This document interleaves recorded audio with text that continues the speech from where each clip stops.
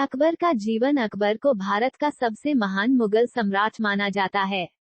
अकबर का पूरा नाम अबी अल फती जलाल अल दीन मोहम्मद अकबर है।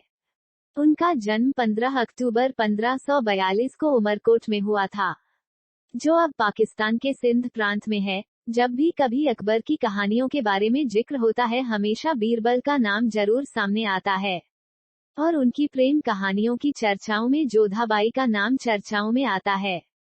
उन्होंने अधिकांश भारतीय उपमहाद्वीप पर मुगल सत्ता का विस्तार किया और उन्होंने 1556 से 1605 तक शासन किया। उन्हें हमेशा लोगों का राजा माना जाता था, क्योंकि वे अपने लोगों की बात सुनते थे।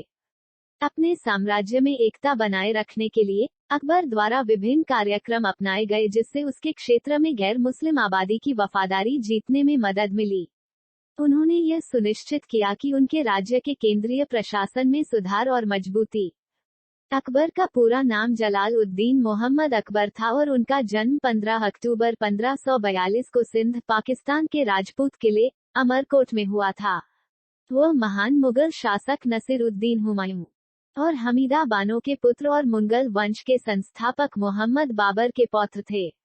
उन्हें अकबर-ए-आजम, शहंशाह अकबर, महाबली शहंशाह, अकबर महान आदि नामों से भी जाना जाता है। अकबर का प्रारंभिक जीवन। अकबर ज्यादा पढ़ा लिखा नहीं था, परंतु उसने अपनी युवावस्था में ही शिकार करना और युद्ध करना सीख लिया था। उसका ज्यादातर समय कुश्ती, दौड़, आखेट आदि में बीतता था। उसकी पढ़ाई में कोई रुचि नहीं थी। बचपन में अकबर की रुचि कबूतरबाजी, घुड़सवारी और कुत्ते पालन में अधिक थी। हुमायूं ने अकबर का नाम अपने स्वप्न में सुनाई दिए नाम के आधार पर रखा था। अकबर का पितृपक्ष तैमूर वंश का था और मातृपक्ष मंगोल वंश का था। इस प्रकार अकबर के खून में तुर्क और मंगोल दोनों का मिश्रण था। अकबर का बचपन उसके चाचा मिर्जा अस्करी के यहाँ अफगानिस्तान में बीता था। बचपन के समय ही उसकी दोस्ती राम सिंह नामक व्यक्ति से हुई थी, जो ताउम्र रही थी। उसने कई प्रकार की शिक्षाएं बचपन में अपने चाचा से सीखी थी।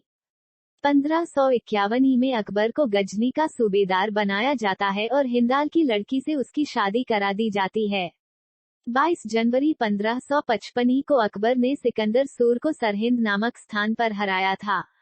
उसके बाद ही हुमायूं ने अकबर को युवराज घोषित कर दिया और उसे लाहौर का गवर्नर नियुक्त किया।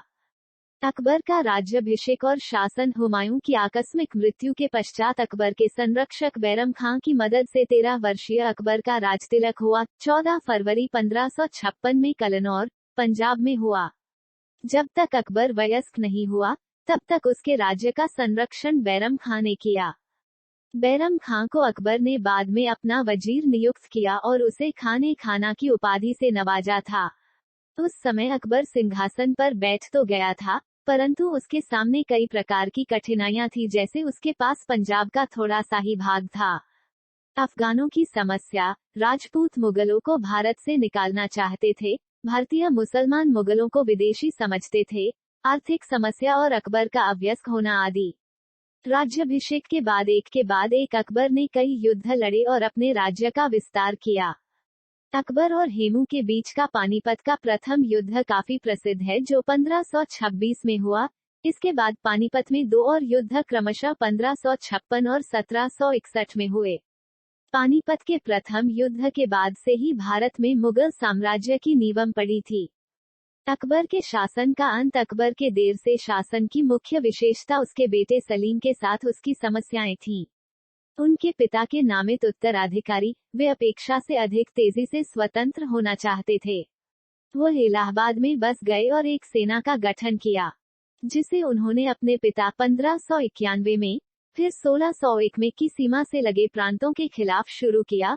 खुद को एक स्वतंत्र राजा घोषित किया। यहाँ तक उन्होंने अपने पुतले से एक सिक्का भी मारा, जो एक राज्य की स्वतंत्रता का सर्वोच्च प्रतीक था। पूर्व रीजेंट बैरम खान की विधवा की बदौलत उनके पिता उन्हें वापस अपनी गोद में लाने में कामयाब रहे, जिसने तनाव को जन्म दिया। अकबर की मृत्यु अतिसार रोग के कारण 1605 में हुई। उसे सिकंदराबाद के पास दफनाया गया था।